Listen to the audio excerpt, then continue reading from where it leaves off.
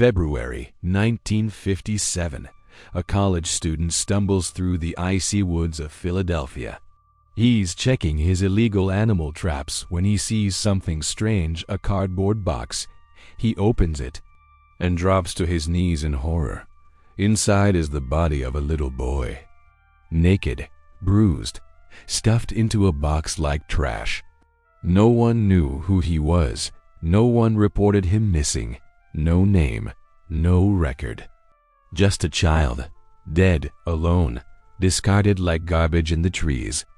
He would become known as the boy in the box, a ghost in a child's body.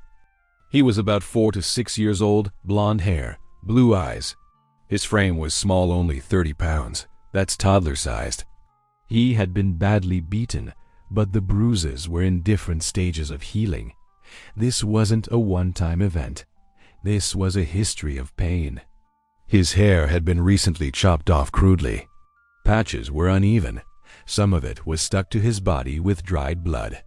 His nails had been neatly trimmed. He'd been bathed after death. Someone had tried to clean him up. Why? Out of shame. Or something darker. Doctors noted 2 small surgical scars, one on his ankle, another in the groin area. They guessed he might have had a hernia repaired. There was also an 4 scar on his left foot. This little boy had been under medical care. At some point, somewhere, but no hospital came forward. No mother stepped up. No name was ever given.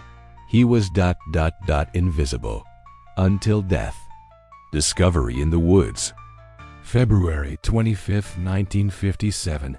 A college student is wandering the brushy woods off Susquehanna Road in the Fox Chase neighborhood of Philadelphia. He's not hiking. He's checking illegal animal traps. That's why he hesitates before calling the police after discovering the body. The next day, another man, a peeping Tom, no less, stumbles across the same box and finally reports it.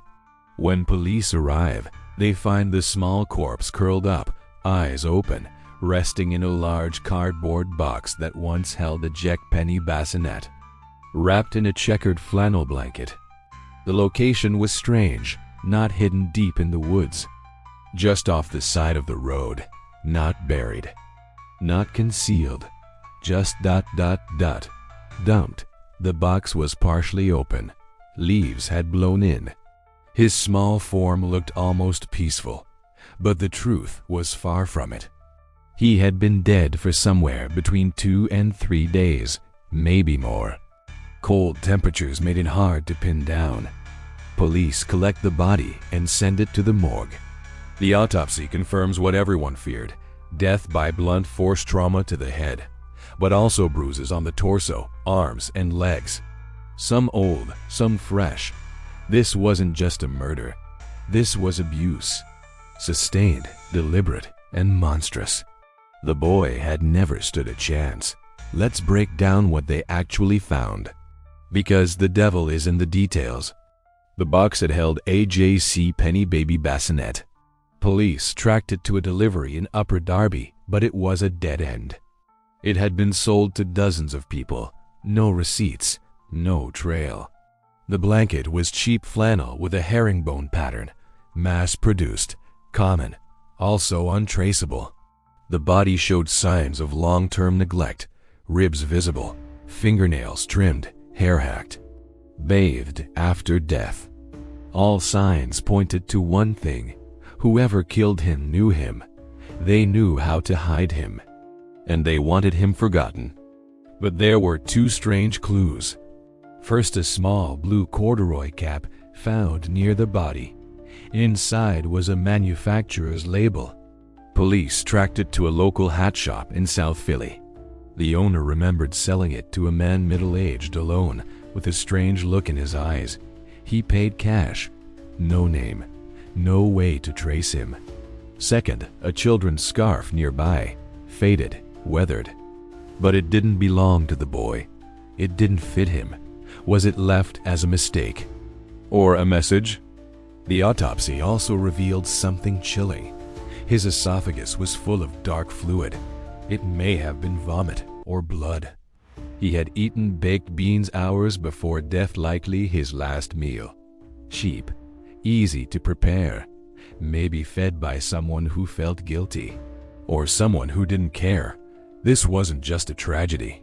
It was a message no one could understand. Who would hurt a child like this? This case had everything: an unidentified child, a remote dump site, signs of ongoing abuse, but no missing person report. No grieving parents, no panicked neighbor. So police started working backward. Who might want this child gone? They explored every possibility: institutions, foster homes, parents who'd lost custody, medical facilities. But with no ID, no name, it was like trying to trace a ghost. Still, there were theories. Suspect 1. The foster home down the road, just 1.5 miles from where the boy was found. Saturday, a large foster home run by the Remington family. They took it dozens of children over the years. But the Remingtons weren't known for their kindness. A psychic approached police claiming the boy had died in that house. The cops, oddly enough, listened. They searched the home. Inside, they found a bassinet, just like the one the box once contained, and a blanket eerily similar to the one the boy was wrapped in. But nothing tied them to the boy directly. No fingerprints, no DNA, no confession. It was suspicious, but not enough to charge. Still, that house has haunted the case for decades. Suspect 2. M. The confession no one saw coming. In 2002, 45 years later, a woman came forward. We only know her as M. She contacted a criminal investigator with a story so detailed, so disturbing, that police reopened the case. She claimed that her mother had purchased the boy in 1954, bought like property. He was kept in the basement, starved, beaten, for years. Then, one night, he threw up baked beans. Her mother lost control. She slammed his head against the floor until he died. Then they bathed him, cut his hair, trimmed his nails, drove to Fox Chase, and dumped him like trash. It matched the autopsy. The beans, the bruises, the clean body, everything. But M was mentally unstable. There was no physical evidence, no records, no surviving witnesses. And conveniently, her mother was dead. Police couldn't verify a thing. Still, it sounded disturbingly real. If she was telling the truth, this wasn't just a murder. It was a secret family horror story. What the science found. The early investigation relied on fingerprints, flyers, and knocking on doors, but that only got them so far. It wasn't until DNA entered the game decades later that things started moving. Let's break down the key forensic clues. Clue 1. The boy's DNA, a match. 65 years later.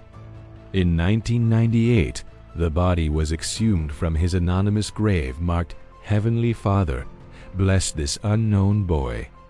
They took DNA samples. At first, nothing came of it.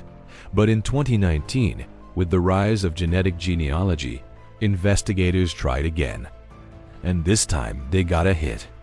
Using ancestry databases, they began building a family tree. In December 2022, the impossible happened. The boy was finally identified. His name was Joseph Augustus Zarelli, born January 13, 1953. He was 4 years old when he died. The name didn't solve the mystery. It only deepened it. Clue 2. The blanket, the hair, the box. The flannel blanket, too generic. Mass-produced hair clippings confirmed to be from the boy. Meant to hide identity. The box. It had once carried a bassinet sold at a JCPenney in Upper Darby, but too many had been sold to trace. So even with all the objects, there was nothing that pointed to who had done this. until the DNA match gave him a name. Clue 3. The parents were alive. Here's the shocker. Both of Joseph's biological parents were alive in the early 2000s. They were contacted, but their names were never made public. Why? Because they didn't raise him. At the time of his birth, his parents weren't married, and Joseph was likely put into unofficial foster care privately handed off, not through legal adoption, which explains the total lack of records. Police said Joseph had half-siblings, living, grown now, but none of them had ever known he existed. What the science found: the early investigation relied on fingerprints, flyers, and knocking on doors, but that only got them so far. It wasn't until DNA entered the game decades later that things started moving. Let's break down the key forensic clues. Clue 1. The boy's DNA a match. 65 years later, in 1998, the body was exhumed from his anonymous grave marked, "Heavenly Father, bless this unknown boy." They took DNA samples. At first, nothing came of it. But in 2019, with the rise of genetic genealogy, investigators tried again. And this time they got a hit. Using ancestry databases, they began building a family tree. In December 2022, the impossible happened. The boy was finally identified. His name was Joseph Augustus Zarelli. Born January 13, 1953. He was 4 years old when he died. The name didn't solve the mystery. It only deepened it. Clue 2. The blanket, the hair, the box. The flannel blanket too generic, mass-produced. Hair clippings confirmed to be from the boy, meant to hide identity. The box set had once carried a bassinet sold at a JCPenney in Upper Darby, but too many had been sold to trace. So even with all the objects, there was nothing that pointed to who had done this until the DNA match gave him a name. Clue 3. The parents were alive. Here's the shocker. Both of Joseph's biological parents were alive in the early 2000s. They were contacted, but their names were never made public. Why? Because they didn't raise him. At the time of his birth, his parents weren't married, and Joseph was likely put into unofficial foster care privately handed off, not through legal adoption, which explains the total lack of records. Police said Joseph had half-siblings, living, grown now, but none of them had ever known he existed. Twists that changed the case. This case isn't just tragic, it's twisted in ways that feel unreal. Here are 3 major turns that changed everything. Twist 1. The psychic got it right back in 1960. A psychic told police to search the foster home near the woods. She claimed a boy had died there. And remember, the Remington home did in fact have a matching bassinet, a similar blanket. No hard proof. But now that we know Joseph likely went into informal foster care, the psychic's claim suddenly feels less woo-woo and more real. Twist 2. The confession from M. Real after all. M claimed the boy was bought, held in a basement, killed after vomiting beans. What did the autopsy show? Cause of death: blunt trauma to the head last meal, baked beans, bathed after death, hair chopped. Every part of Min's story lined up. Was she there? Did she see it? Or did she hear it from someone in the family? Twist 3. He wasn't missing because he wasn't counted. Joseph Zarelli was never reported missing, never enrolled in school, never registered with any public agency. He wasn't just lost, he was erased.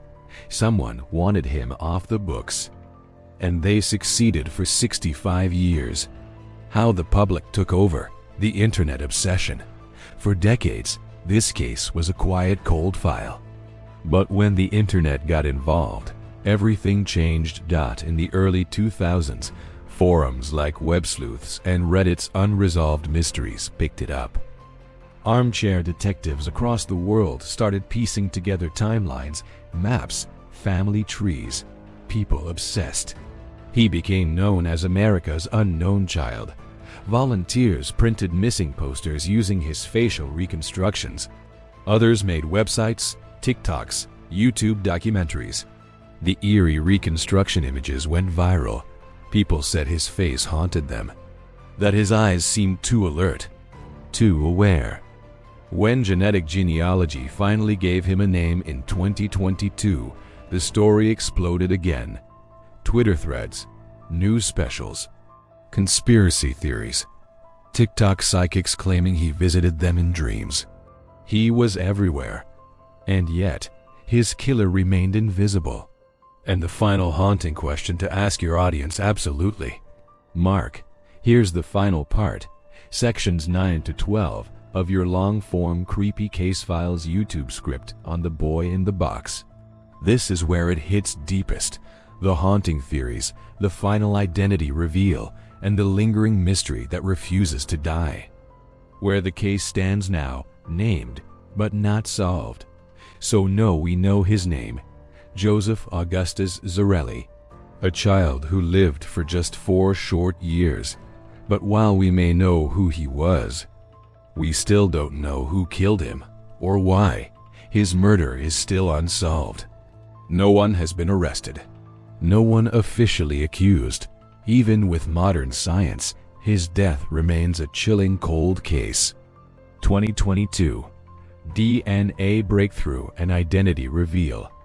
In December 2022, Philadelphia police held a press conference.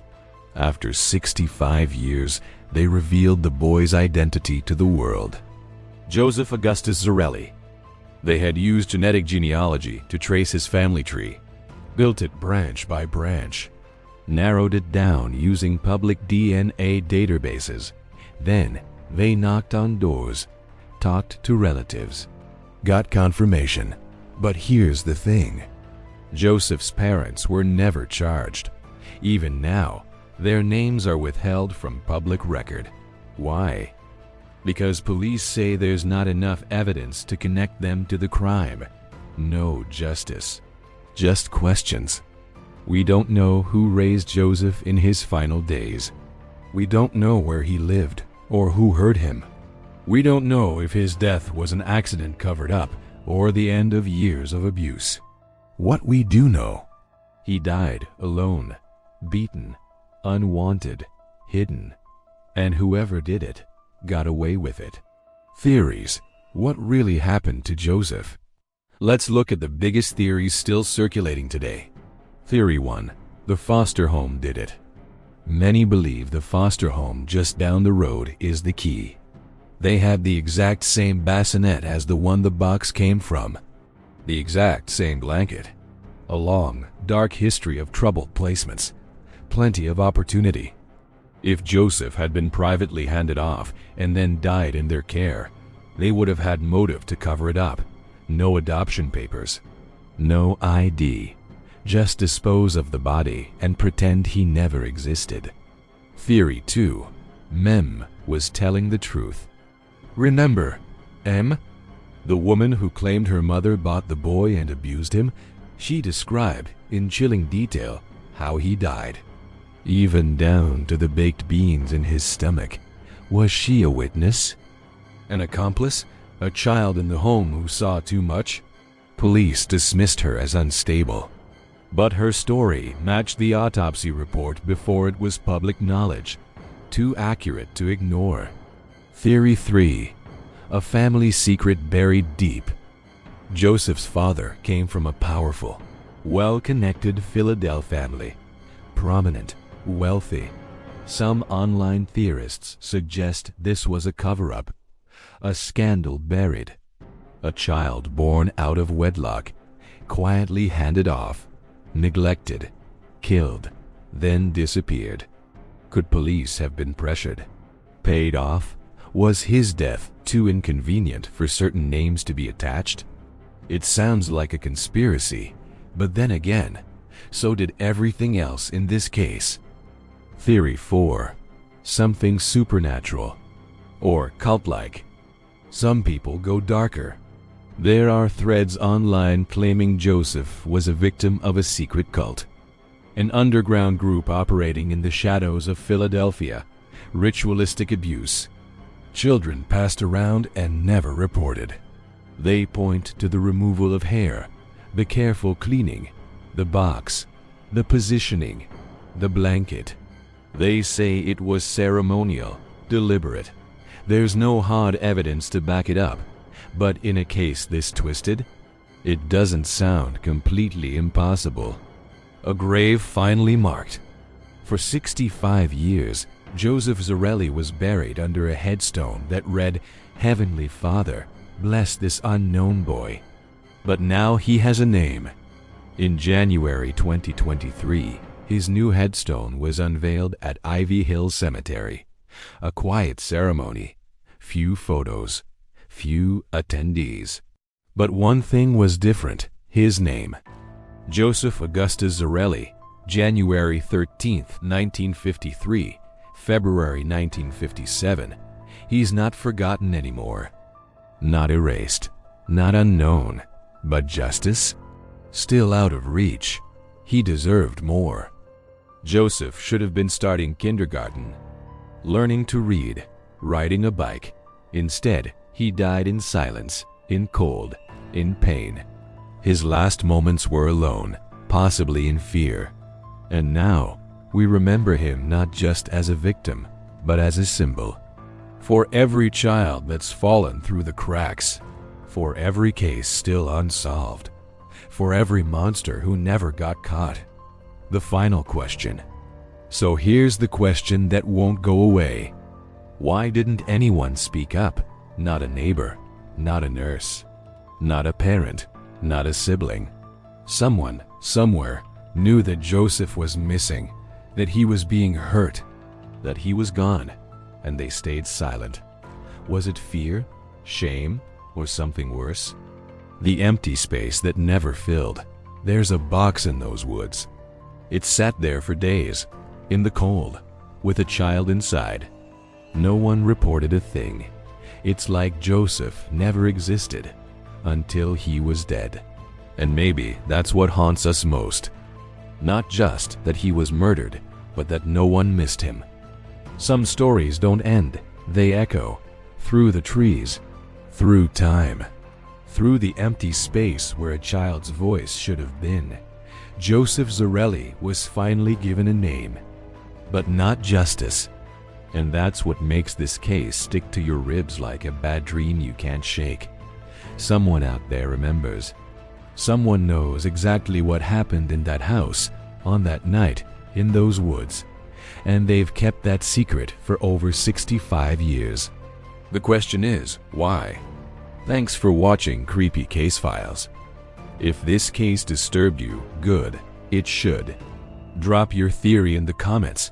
Give this video a like if you want more deep dives like this. And subscribe for stories that live in the dark, just waiting to be found.